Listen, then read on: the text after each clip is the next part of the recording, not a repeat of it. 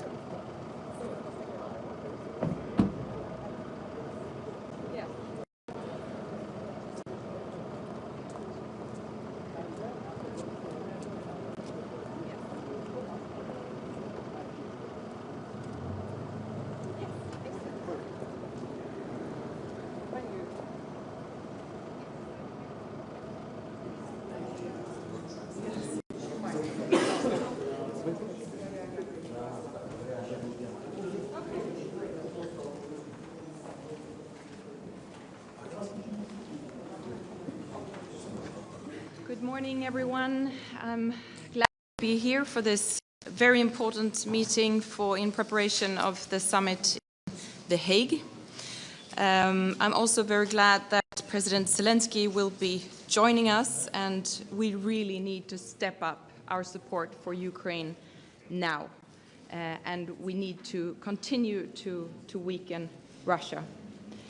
And I hear a lot of beautiful words from colleagues around saying that Ukrainians fight not only for their freedom, but also for ours. And it's time to also live up to those beautiful words. And we need to continue to strengthen NATO, and not least the European part of NATO, and therefore Sweden supports the proposal by the Secretary General Rutte for increased target for military spending, and Sweden will definitely do our part. Thank you very much. Thank you.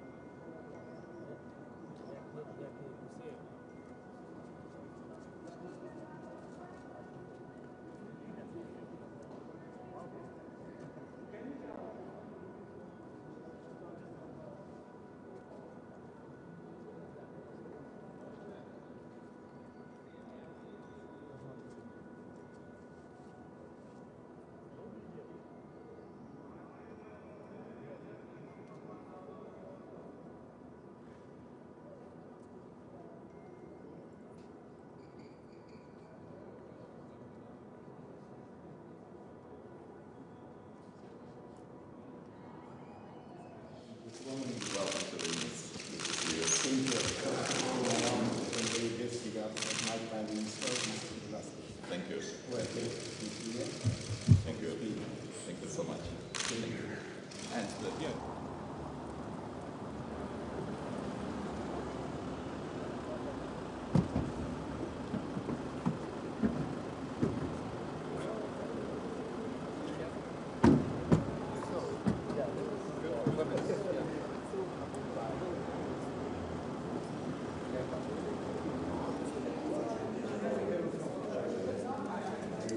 Well, I don't think I have a Norwegian media here, so we can go. So then we're going this way. Yeah.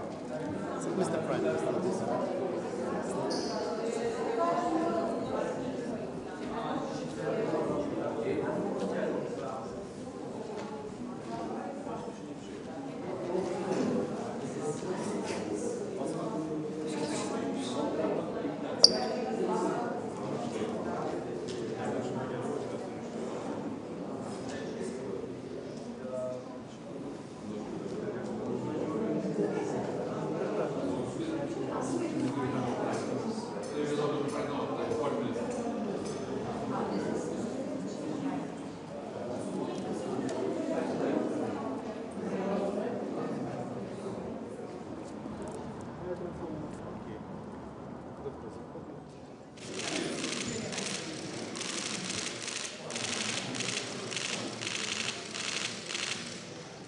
So you can join other colleagues.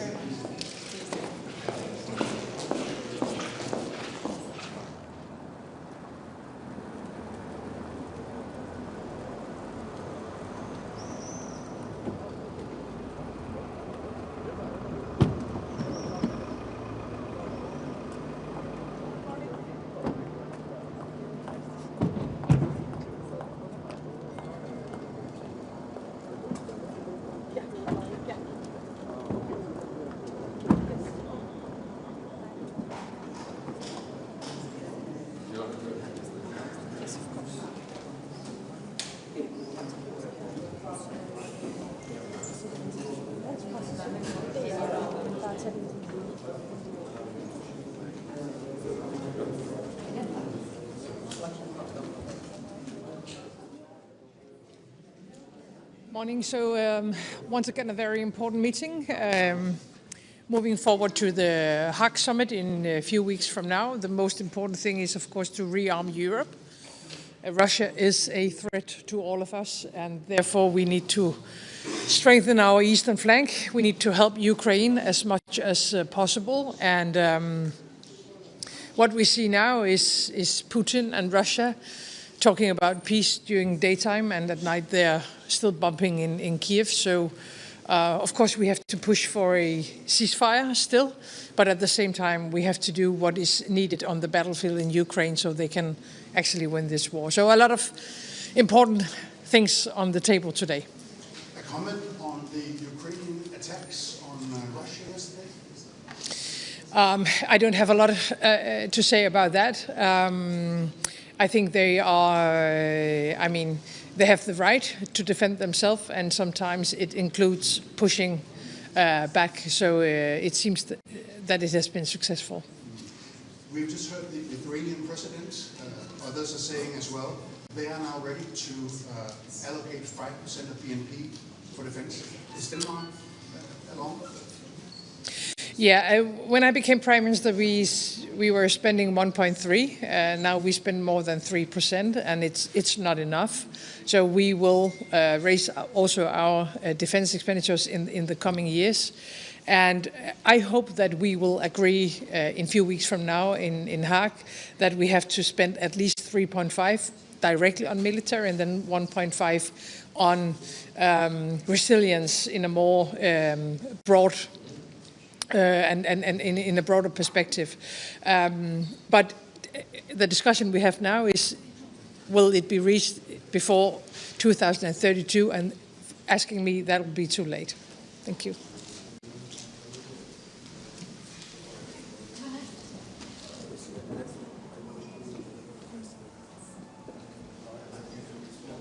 Hello, good morning to all of you. I'm coming here from Iceland. Þorgerður Katrín Gunnarsdóttir is my name, Minister for Foreign Affairs from Iceland, and I'm really honored to be here in Vilnius, this beautiful city, representing Iceland and joining the other Nordic allies here to this important meeting held here in Vilnius. Any questions? Or at least from my point of view, it's really important that we show unity and steadfast, unwavering support to Ukraine. Bear in mind that Ukraine is the first line of defense of our collective security here in Europe. So it's very important that we show this unity and give this important signal out into the world. Any questions? Fine. Good luck to all of you.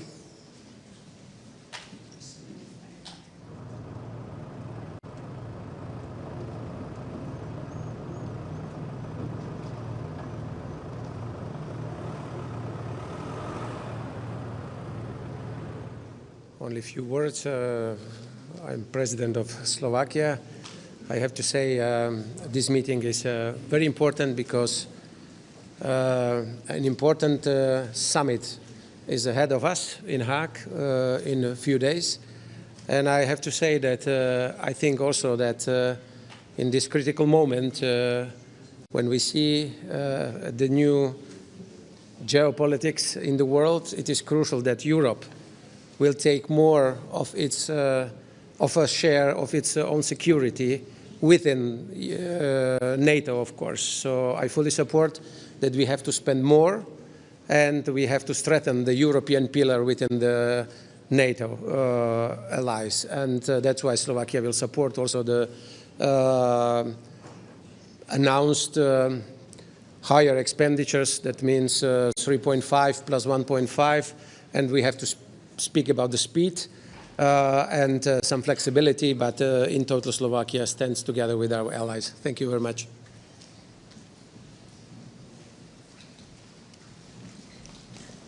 Good morning. It's good to be here today in this critical time. I think that today we have to send a clear message from here. As frontline countries, we understand the importance of deterrence and defense.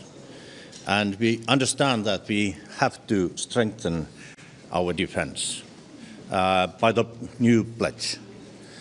And also, we need to send a clear message that we stand by Ukraine. We continue our strong support to Ukraine. And also strengthening their comprehensive security and reconstruction of Ukraine.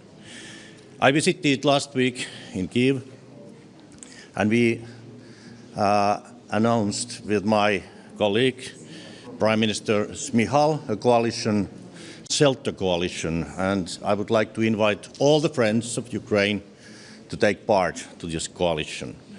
I'm looking forward to very good discussions today here. Thank you.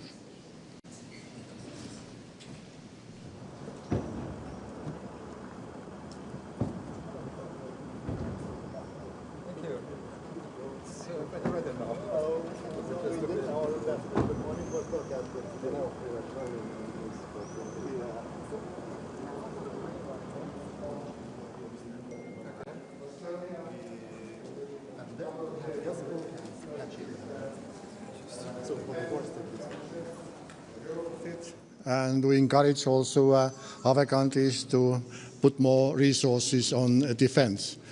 Because Estonia is next year going to allocate more than 5% already to our defense. And second is we should continue to support Ukraine, because peace, unfortunately, goes through a battlefield at this very moment. And we should also keep NATO door open to Ukraine for the future. Thank you.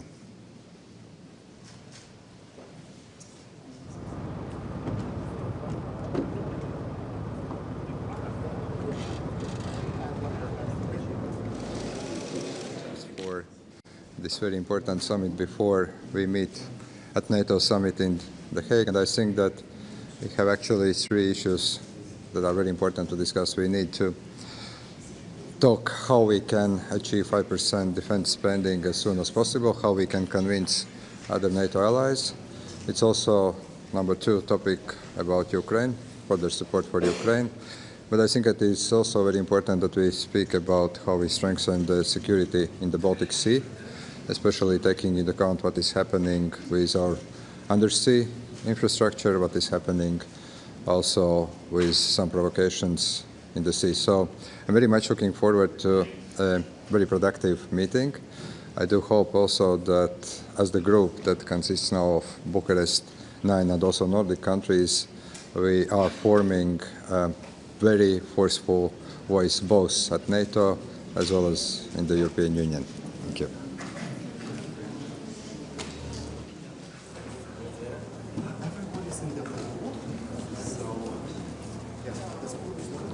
Ladies and gentlemen, I would like just to express my gratitude for the meeting that we will have here in Vilnius, bringing together Bucharest 9 countries with all Nordic countries and Secretary General of NATO and President of Ukraine.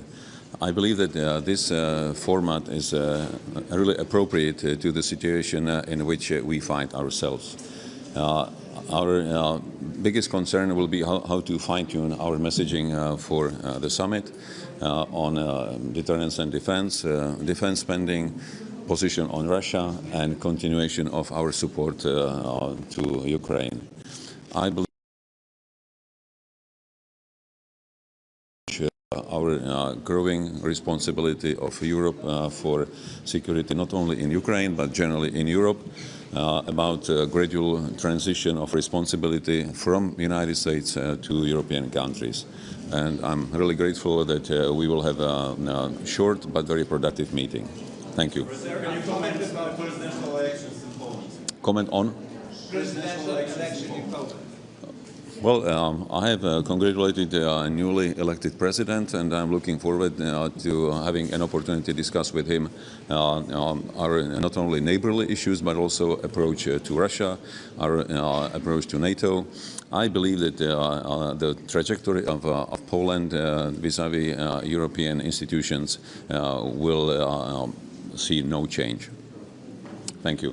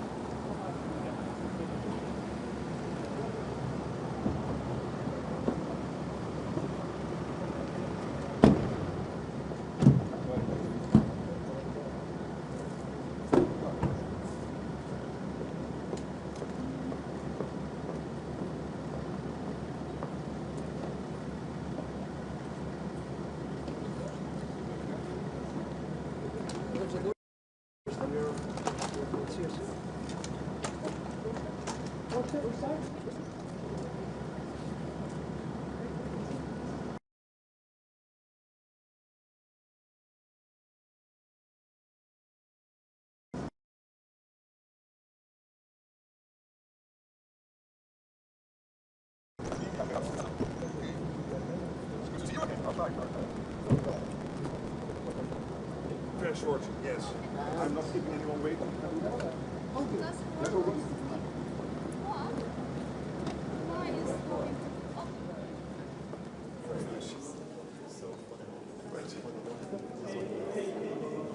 Hello.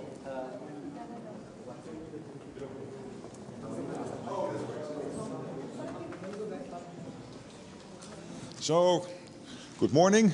It's good to be in Vilnius and to have this opportunity. As you all know, the NATO Summit is coming up in about a little over 3 weeks, very much focusing on defense spending and defense production. We know that the Russians are really reconstituting themselves at a rapid pace.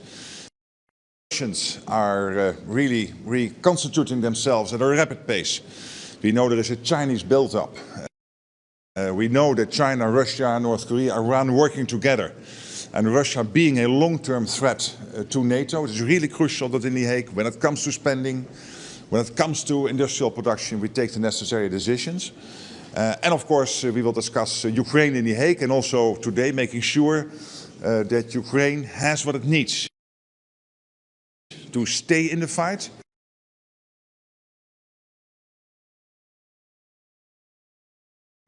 To be able to bring this terrible Russian war of aggression against Ukraine to an end, which has been lasting,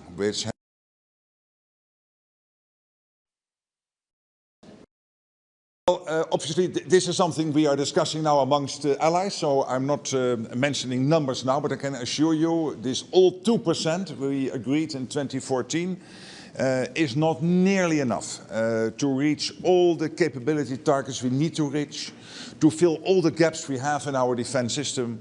We can defend ourselves now against Russia, but we can't in 3 to 5 to 7 years.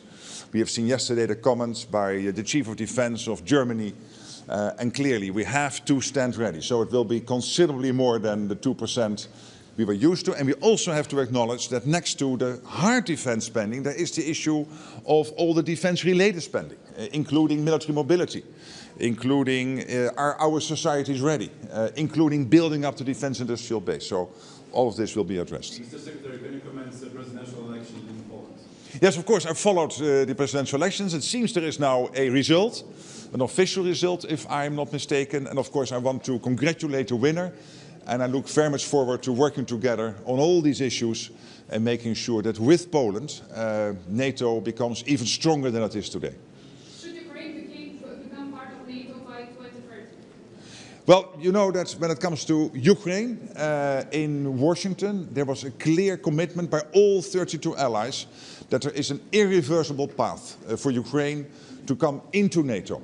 Not with an end date, not understanding this as part of a peace settlement, but clearly as a longer-term commitment by all 32 allies. And we are building that bridge as we speak, with the command in Wiesbaden, with in Poland, JTEC, which is capturing all the lessons, and of course all the other cooperation ongoing between NATO countries and Ukraine. Thank you so much.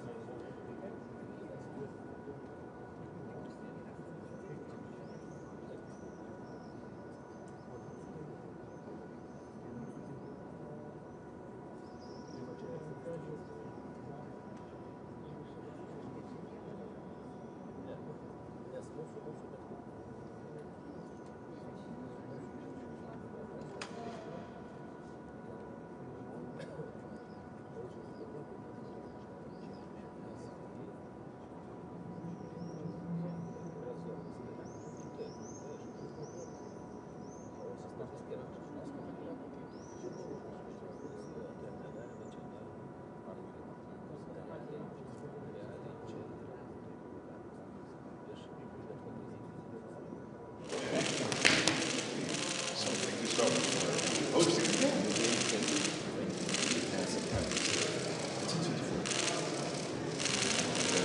the 23 with the song. As Prime Minister, and then 24. As Prime Minister, no, as Prime Minister, it's still in April. I had a visit to the first group and then a visit to June. Is it that? Absolutely. Absolutely. This is the Grand Duke Palace. You can join us. I will start immediately. Hey.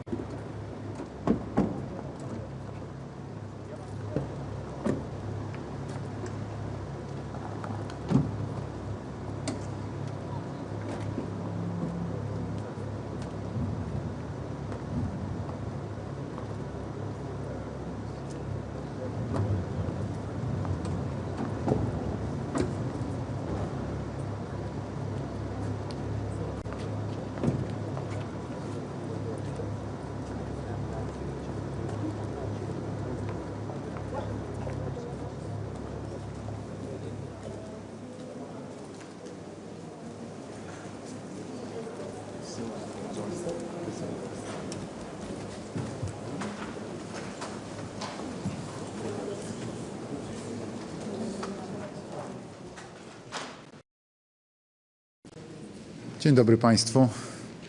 Szanowni Państwo, bardzo się cieszę z tego, że dzisiaj w Wilnie mamy spotkanie bukaresztańskiej dziewiątki, czyli państw NATO Europy Środkowej, ale można powiedzieć, że wzmocnione o nowe państwa członkowskie Sojuszu Północnoatlantyckiego i cieszę się, że będziemy dyskutowali o najważniejszych kwestiach związanych z bezpieczeństwem. To jest ważne, zwłaszcza przed zbliżającym się szczytem NATO w Hadze. Mamy taki zwyczaj już śmiało mogę powiedzieć od prawie 10 lat, że właśnie spotykamy się w tej formule i rozmawiamy przed szczytami Sojuszu Północnoatlantyckiego. Wierzę w to, że w Hadze podejmiemy bardzo ważną decyzję podwyższającą w krajach NATO wydatki na obronność ja proponowałem, żeby to było co najmniej 3% PKB krajów członkowskich, ale wiem, że propozycja jest znacznie bardziej ambitna, zgłaszana przez sekretarza generalnego NATO, przez Marka Rutte. 3,5%, aby to było po prostu na obronność i aby na rozwój przemysłowy i rozwój badań zmierzających w kierunku umacniania bezpieczeństwa i obronności było wydawane dodatkowe 1,5%, czyli w sumie prawie 5%.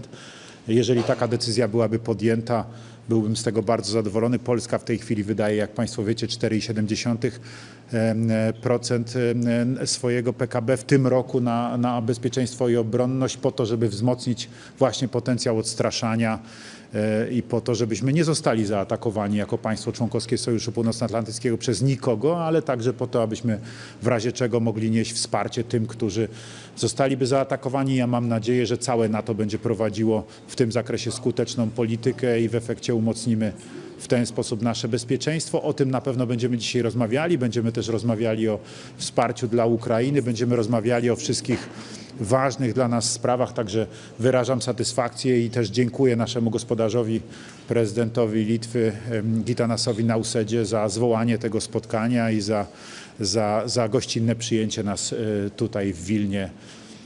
Panie prezydencie, prosimy o wynik wyborczy. Proszę Państwa, no, jak Państwo pewnie wiecie, dzisiaj za pomocą Platformy X już to była ta najszybsza możliwość. Dzisiaj rano złożyłem przede wszystkim podziękowania dla moich rodaków, którzy wzięli udział w wyborach. Ja apelowałem o to, prosiłem, nawet jeszcze wczoraj też prosiłem, kiedy sam oddałem głos, żeby się jeszcze zmobilizować, jeszcze iść do tych wyborów, żeby zapewnić jak największą frekwencję. Tak, frekwencja rzeczywiście bardzo wysoka, za co ogromnie dziękuję. Dziękuję wszystkim za oddanie głosu na swojego kandydata. To było bardzo ważne. Na każdego z kandydatów zostało oddanych ponad 10 milionów głosów. Bardzo za to dziękuję. 370 000 przewagi, jakie uzyskał według oficjalnych danych dr Karol Nawrocki, jak ogłosiła Państwowa Komisja Wyborcza, no dało mu to zwycięstwo. To jest bardzo istotna przewaga, to jest duże polskie miasto.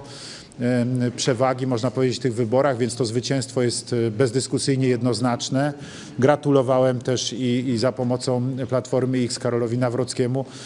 Ja mogę powiedzieć tak, cieszę się z tego, bo dla mnie to jest też, kiedy rozmawiamy tutaj w Wilnie, tuż przed szczytem bukaresztańskiej dziewiątki, a więc tak jak mówiłem przed momentem, tej środkowoeuropejskiej części Sojuszu Północnoatlantyckiego, to wsparcie Polaków dla Karola Nawrockiego, który zapowiadał i cały czas mówił, że będzie kontynuował de facto tą politykę, którą ja przejąłem od prezydenta Lecha Kaczyńskiego i realizowałem przez wszystkie te lata.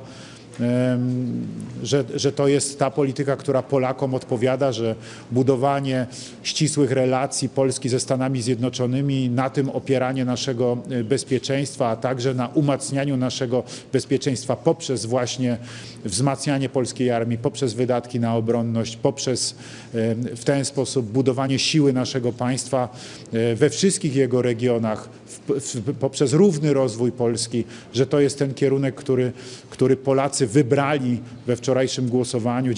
Dziękuję za to ogromnie i bardzo się z tego cieszę. Wierzę w to, że ta dobra polityka będzie kontynuowana, właśnie budowania sojuszy, właśnie też relacji tutaj w naszej części Europy poprzez udział w inicjatywie Trójmorza polskiego nowego prezydenta, poprzez udział w posiedzeniach bukaresztańskiej dziewiątki nowego polskiego prezydenta, poprzez umacnianie tych relacji międzynarodowych i kontynuowanie tych wszystkich więzi, które udało się przez te ostatnie 10 lat stworzyć, także dzięki mojemu działaniu. Mam nadzieję, że tak będzie i widzę, że za tym właśnie opowiedzieli się Polacy, co mnie osobiście bardzo cieszy. Jest dla mnie z jednej strony powodem do satysfakcji, ale z drugiej strony też, jakby mogę powiedzieć tak, wlewa w moje serce spokój, bo jestem przekonany, że to był dobry kierunek polityki przez ostatnie lata, że to właśnie umacniało bezpieczeństwo Polski, umacniało naszą pozycję w strukturach europejskich i światowych, jeśli chodzi o bezpieczeństwo, ale nie tylko, także jeżeli chodzi o rozwój infrastruktury. I jeżeli taka polityka będzie kontynuowana, to mogę powiedzieć tak, to będę patrzył na to ze spokojem. Zadzwoni pan z gratulacjami. Szanowni Państwo, mam nadzieję, że będę miał sposobność jutro wieczorem spotkać się z prezydentem elektem, z Karolem Nawrockim, zaraz po moim powrocie z Wilna, niezwłocznie po posiedzeniu B9, po spotkaniach z prezydentem Gitanasem Nausedą, które będą miały miejsce jutro już w formule bilateralnej Polska-Litwa. Wracam do Warszawy jutro wieczorem i mam nadzieję, że od razu, zaraz później będę miał sposobność spotkania się z Karolem Nawrockim. Także nie tylko gratulacje te za pośrednictwem internetu czy telefonu, ale także i te bezpośrednie, mam nadzieję, także będę mógł jutro złożyć. A współpraca z rządem?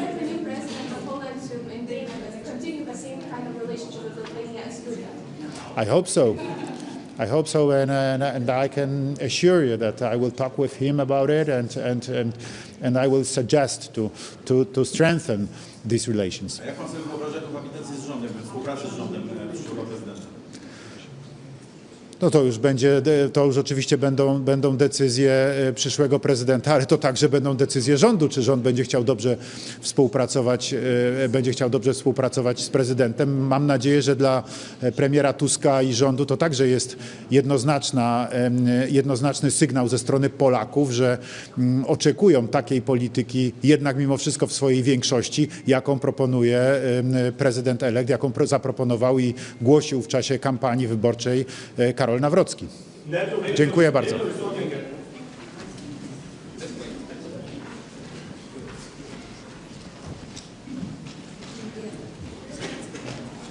Morning, everybody. Thanks so much. First of all, I'm very thankful to friend of Ukraine, my friend Gitanas Nauseda, for invitation, and I think it will be very necessary to meet with other partners to discuss very important issues for Ukraine for Europe, security guarantees for Ukraine. And we will discuss also coalition willings, and I hope that we are very close to important decisions and also urgent things which are very important, necessary for Ukrainian people. It's air defense, Patriots and other systems. It's very important. Now, in parallel in Istanbul, there is our team. I had conversation with my Minister of Defense in the early morning, so they are preparing for a meeting. I'm not sure that Russians will be ready for some productive meetings, but we always have to count on some decisions. For us, very important is ceasefire, unconditional, of course, ceasefire, and humanitarian issues as to bring back adopted children, and of course, exchange of warriors, and to do everything for other prisoners, civilian prisoners, and journalists, political prisoners. So it's very important to get them all whole. That's the most important things, and of course financing of interior Ukrainian production, which is very important for us. I think yesterday everybody saw the operation. One of the operation, yes, we have to really to demonstrate that every country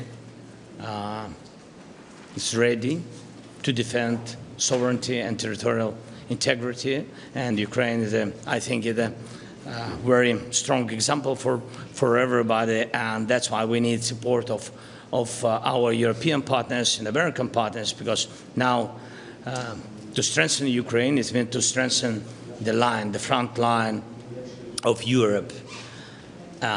This is a momentum that I think so.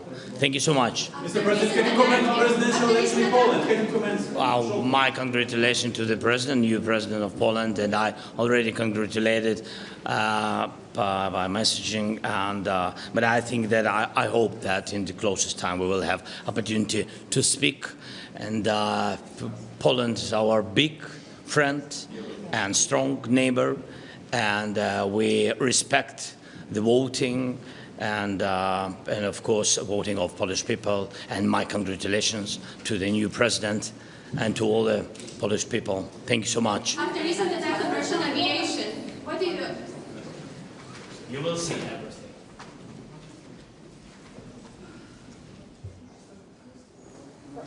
Mr. President, about Romanian election.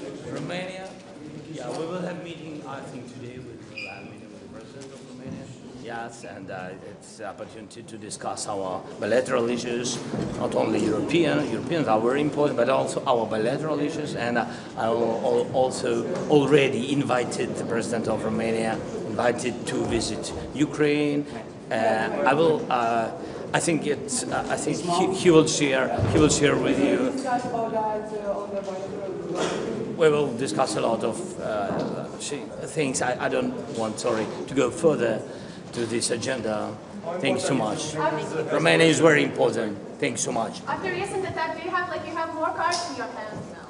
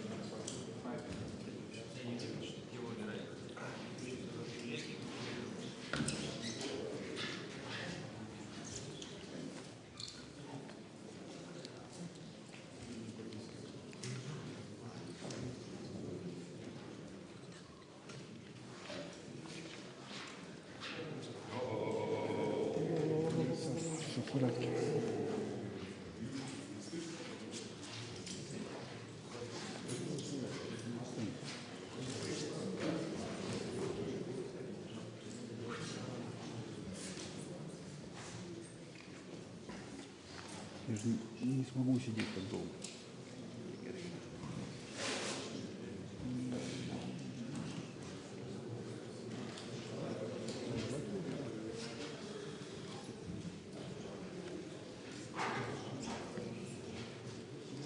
Prisiaurintas, niekas čia negalėsit atsistoti.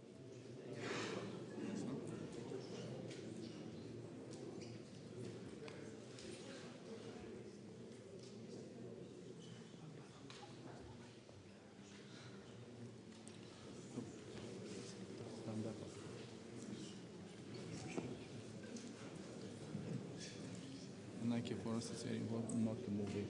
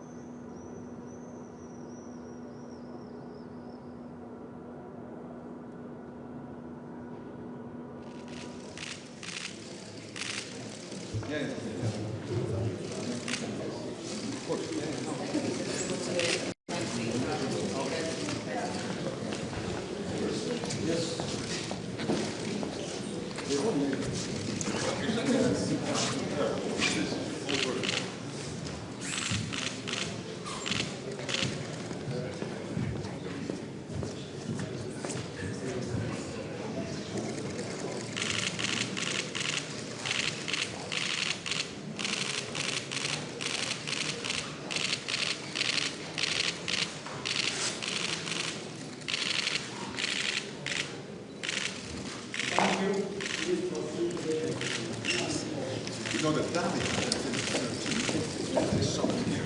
Yes.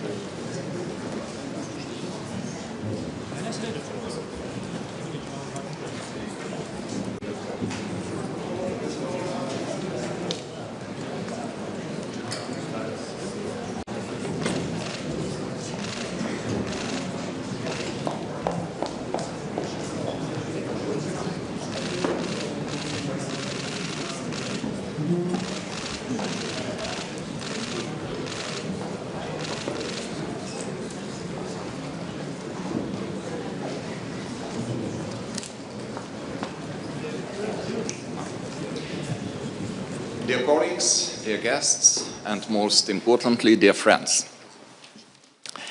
It is a great pleasure to welcome you all to the Vilnius Summit of the Bucharest 9 and Nordic countries.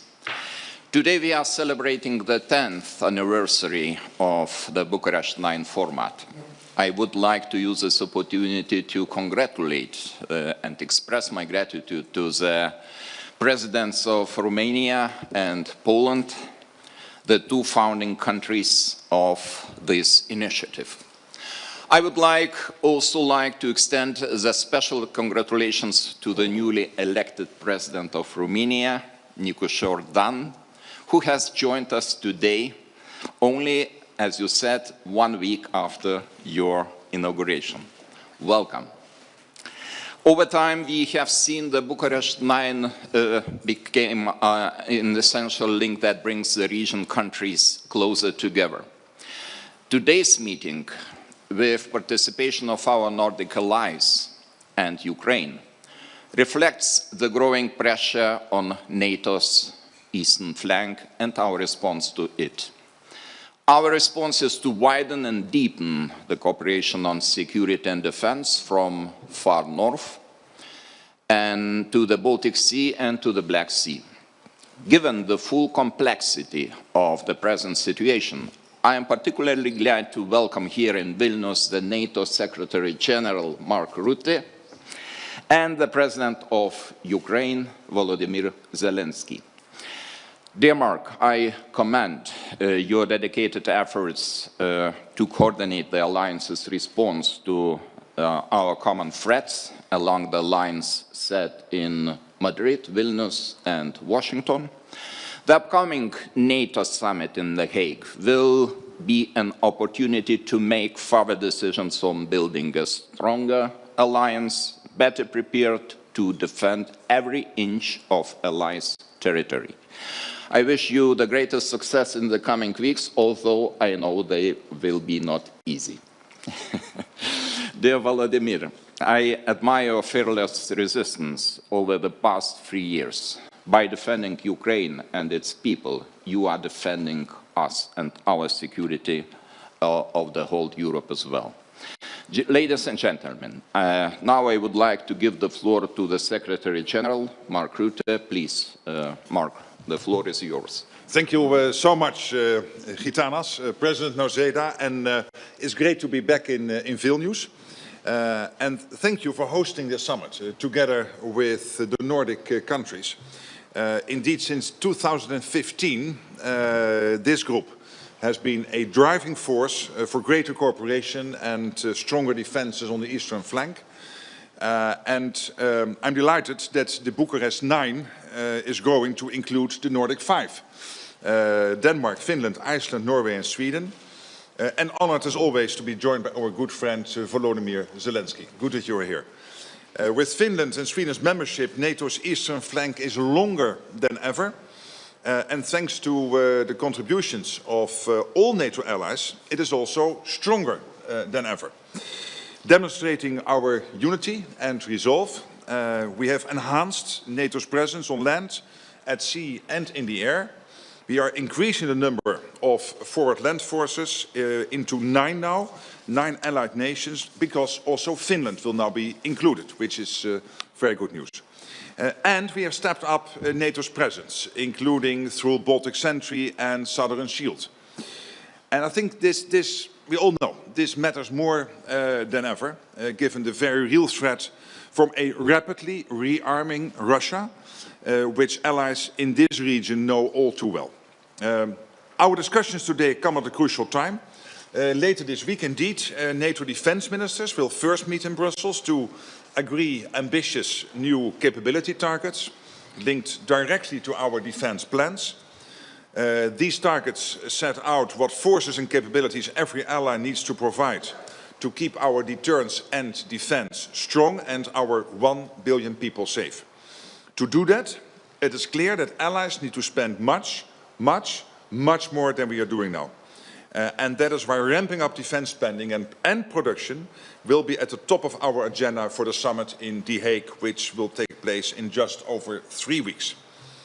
When we look at the key messages, I think it is this: spending more and producing more.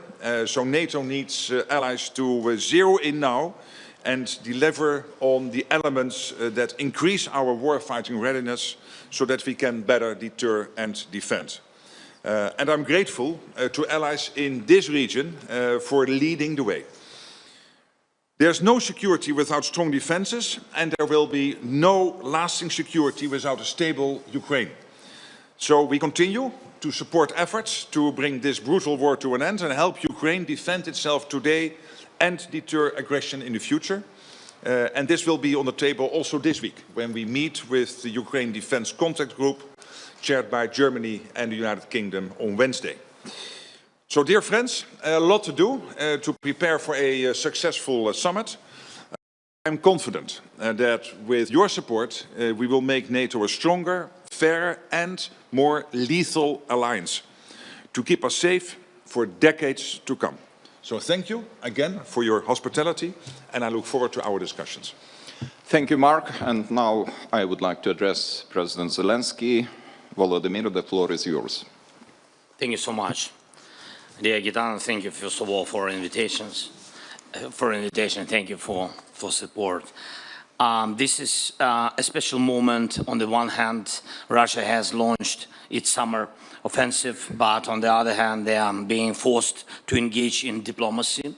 And this is both a challenge and a real opportunity for us all, a chance to try to end this war. First, as before, our top priority is supporting our defense, and I'm grateful for all the support packages and for every investment in weapons production in Ukraine and for the development of production in your countries as well. Europe, together with America, has better weapons than Russia. We also have stronger tactical solutions. Our Operation Spiderweb yesterday proved that. Russia must feel what its losses mean. That is what will push it toward diplomacy. And when Russia takes losses in this war, it's obvious to everyone that Ukraine is the one holding the line, not just for itself, but for all of Europe. Ask your intelligence, what is Russia planning this summer in Belarus? If they are bold enough to prepare attacks from there, then we need more strength together.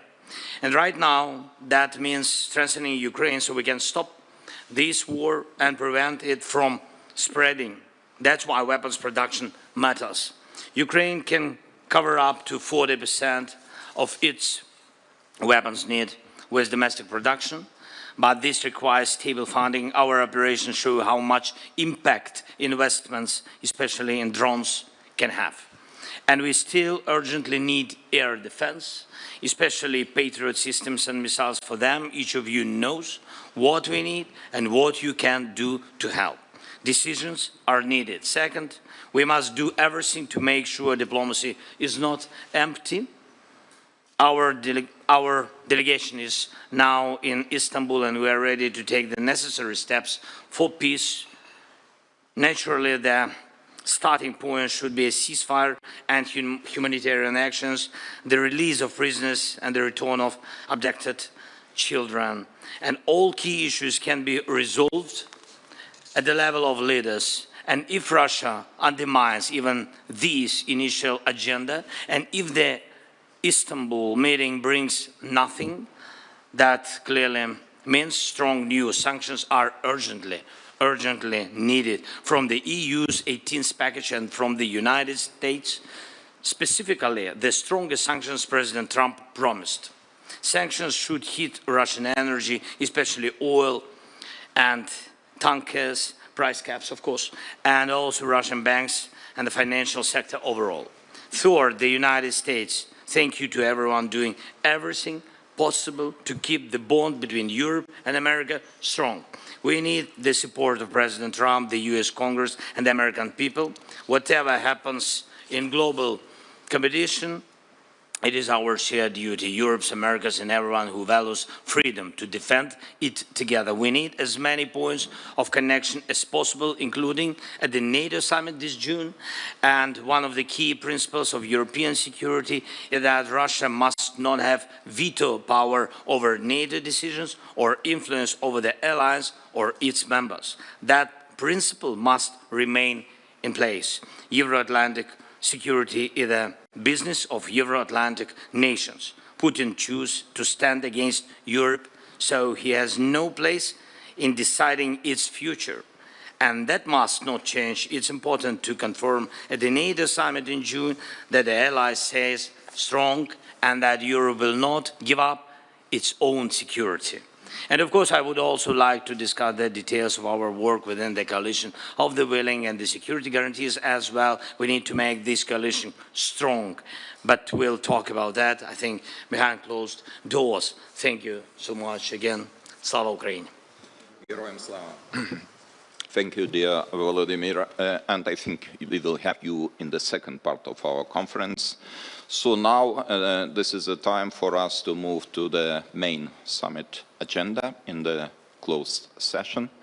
So I would kindly ask the media representatives to leave the room and come back for the press conference on the results of the summit later on. Thank you.